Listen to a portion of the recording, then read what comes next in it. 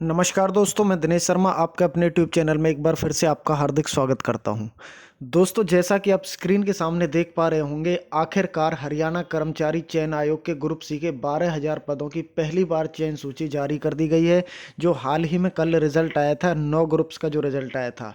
सबसे पहले तो मैं सुरेंद्र धीमान जी को, दैनिक सवेरा टाइम्स के संपादक को मैं बहुत बहुत बधाई दूंगा और मैं बहुत बहुत धन्यवाद भी देना चाहूँगा कि आप समय रहते बच्चों की मांग उठाते हैं और बच्चों के हक में आप बोलते हैं। तो उसके बाद क्या कुछ पूरा प्रोसेस रहा है, ये सारा कुछ आप देख पा सकते हैं यहाँ पे। हरियाणा कर्मचारी चयन आयोग के ग्रुप डी के लिए कभी भी जारी कर सकता है विकल्प पोर्टल। तो स्टूडेंट, ये भी आपके लिए खुशखबरी आने वाली है कि ग्रुप डी के लिए कभी भी विकल्प जारी हो सकता है, विकल्प पोर्टल जारी हो सकता है। उसका मैं आपको अपडेट दे दूंगा कब होने वाला है, उसकी एग्जैक्ट डेट क्या रहने वाली है। तो क्या आपका डीवी होगा नहीं होगा, तो ये सारी चीज़ें इसमें दे रखी है। मैं आपको एक एक करके सारी चीज़ पे चर्चा करता हूँ, ध्यान से देखिएगा इसको। जिन उम्मीदवारों ने इसमें दिया है, मेन चीज़ यहाँ पे ये है कि बिना सामाजिक आर्थिक मानदंडों के जिन 10,233 का चयन हुआ है, उनके चयन पर कोई असर नहीं पड़ेगा। ये बात मैं कल भी बता चुका था। उसके अलावा यहाँ पे जो देखने में आ रहा है, ये आप देख सकते हैं, फायर ऑपरेटर पदों के उम्मीदवारों ने अपनी योग्यता के प्रमाण पत्र अपलोड नहीं किए थे, जिससे कि हजारों विद्यार्थी रात को ही एचएसएससी ऑफिस के सामने पहुंच गया कल ही। तो रात को वो वहीं पे सोए हैं, तो उनकी भी दुख भरी कहानी हम आपको बताएंगे। ये क्या है, शुरू से लेके चलता हूं मैं इसको, ध्यान से देखिएगा। इसमें दिया है, सीईटी लागू होने के बाद हरियाणा सरकार की पहली भर्ती हुई है। 3 साल से इस भर्ती का इंतजार हो रहा था। अभी तो और भी बहुत सारी भर्तियां रहती हैं, ग्रुप डी की है, सी के और भी पद हैं। एचएसएससी सी के लगभग 12,000 पदों की पहली चयन सूची जारी की है। ग्रुप सी के लगभग 32,000 पदों की चयन प्रक्रिया चल रही है। हरियाणा में ग्रुप सी के, ये आप देख सकते हैं, साथ के साथ ग्रुप सी के और ग्रुप डी के पदों की भर्ती के लिए लागू की गई सीईटी के बाद यह पहली भर्ती है। उम्मीदवार पिछले 3 साल से इस भर्ती का इंतजार कर रहे थे। जैसे ही हाईकोर्ट से 5 फरवरी 2024 को चयन सूची जारी करने पर रोक हटी, तो रातों रात आयोग ने लगभग 12,000 पदों की चयन सूची जारी कर दी और रोक को हटते ही आयोग ने तुरंत रिजल्ट तैयार कर दिया और 5 से 6 फरवरी की रात सुबह 3 बजे रिजल्ट जारी कर दिया है। जिन 20 ग्रुपों की 59 कैटेगरी की चयन सूची जारी हो गई है, उनमें से कुछ कैटेगरी आरक्षित श्रेणी में चयनित उम्मीदवारों की कट ऑफ से ज़्यादा है और जनरल कैटेगरी से कम है। ऐसा क्यों हुआ है, इसके बारे में देखा होगा आपने। किसी में ईडब्ल्यूएस की ज़्यादा है, जर्नल की कम है। बीसीए की बीसीबी की ज़्यादा है लेकिन जर्नल की कम है। ऐसा क्यों हुआ है, तो इसका पूरा मामला इन्होंने यहाँ विस्तार से दिया है, ये आप देख सकते हैं और मैं आपके सामने इसको पेश कर देता हूं।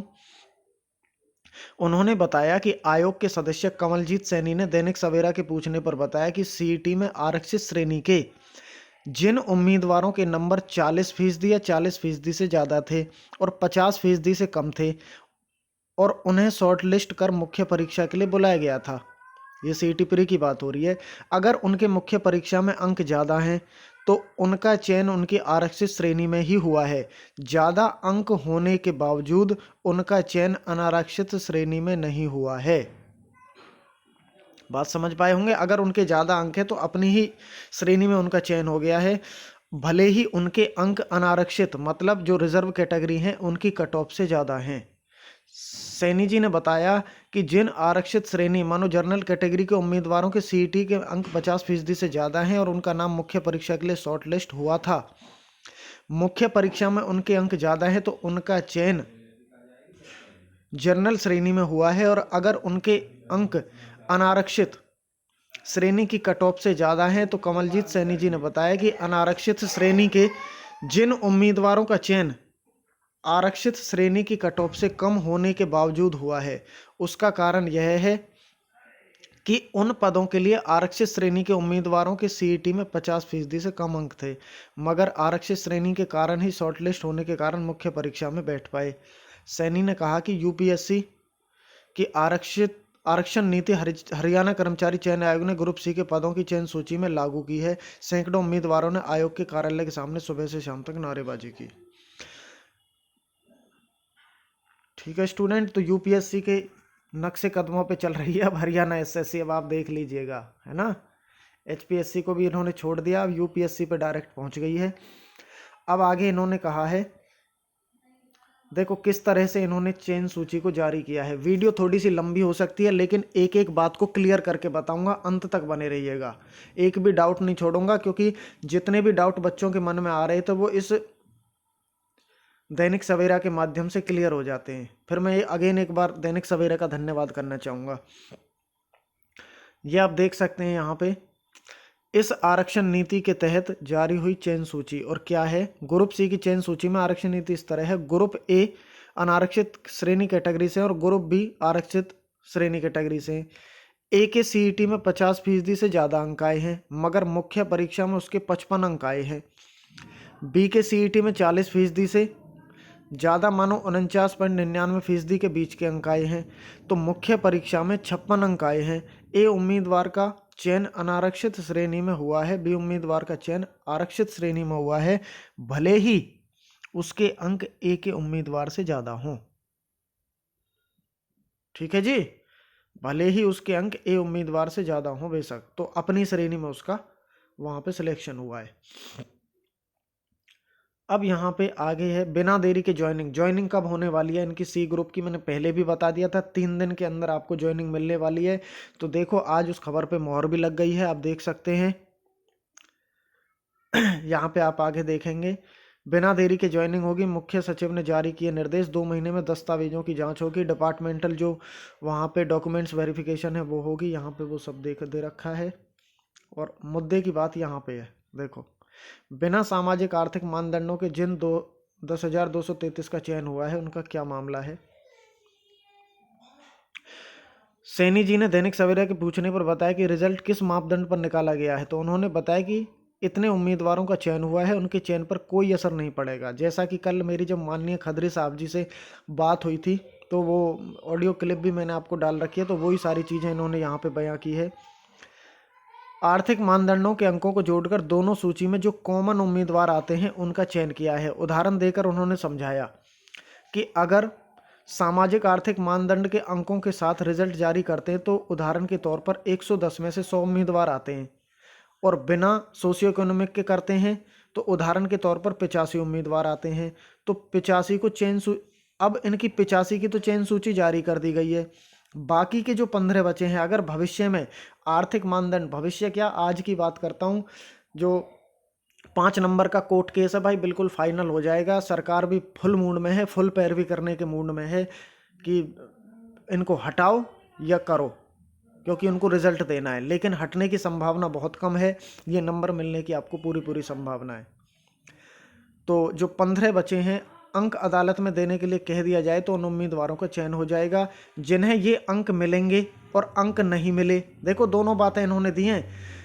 अंक मिले तो उनका चयन हो जाएगा जो 15 बचे हैं, अगर अंक नहीं मिले तो जो इस समय बाहर रह गए हैं, पूछने पर उन्होंने बताया कि लगभग 250 उम्मीदवार ऐसे हैं जिनका चयन इस 52 कैटेगरी में सामाजिक आर्थिक मानदंड के अंकों के फैसले पर निर्भर करेगा। तो उन दूसरे बच्चों का हो जाएगा जो उन 5 नंबर की वजह से रुके पड़े हैं। देखो भाई, जो HSSC में आप पहुंच गए हैं बच्चे, वहाँ पे हजारों की बच्चे तादाद में हैं, रात को पहुंच गए, वहीं पे सोए हैं, उनको ठहरने की व्यवस्था वगैरह ऐसी मिली, वो अपना दुख दर्द बयां कर रहे हैं। फायर ऑपरेटर के पदों पर उम्मीदवारों ने अपनी योग्यता के प्रमाण पत्र अपलोड नहीं किए थे।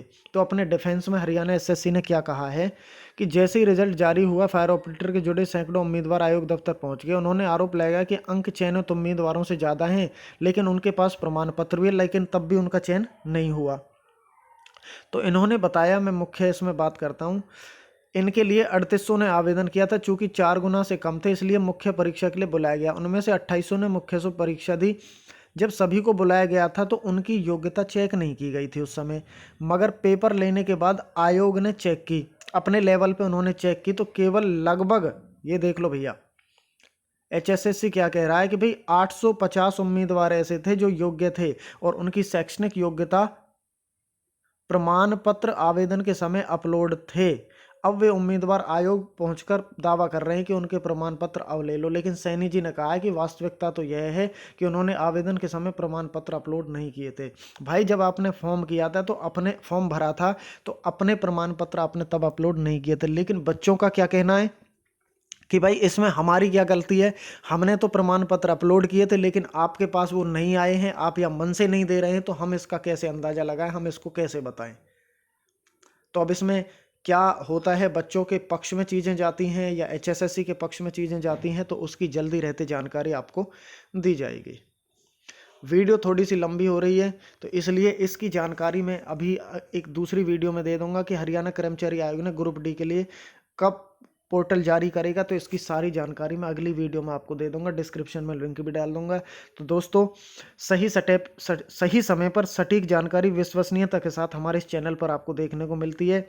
चैनल को अगर आपने सब्सक्राइब नहीं किया है, नए जुड़े हैं, तो प्लीज़ चैनल को सब्सक्राइब कर लीजिएगा। रोज़ रात को 9 बजे मैं आपके साथ रूबरू होता हूँ, इंटरेक्ट करता हूँ, रोज़ मुद्दे की बात पे बात करता हूँ, बच्चों के जो क्वेश्चंस होते हैं उनको उठाता भी हूँ, हर एक बच्चे के क्वेश्चंस को उठाता हूँ जो मुझे वैलिड लगता है, जो लायक लगता है, और चीज़ें आपको पहले ही हवाले से कहीं से खबर लेके आपको दे दी जाती है, सही समय पर सही अपडेट मिलती है। टेलीग्राम चैनल पे जुड़ जाइएगा, तुरंत आपको अपडेट कराया जाता है, जो भी चीज़ें नई आती हैं। डिस्क्रिप्शन में टेलीग्राम चैनल का लिंक दिया गया है, वहाँ से आप जुड़ सकते हैं। आपका हमसे जुड़ने के लिए बहुत बहुत तहे दिल से बहुत बहुत आभार, बहुत बहुत शुक्रिया। Okay, thank you so much. सभी को राम राम।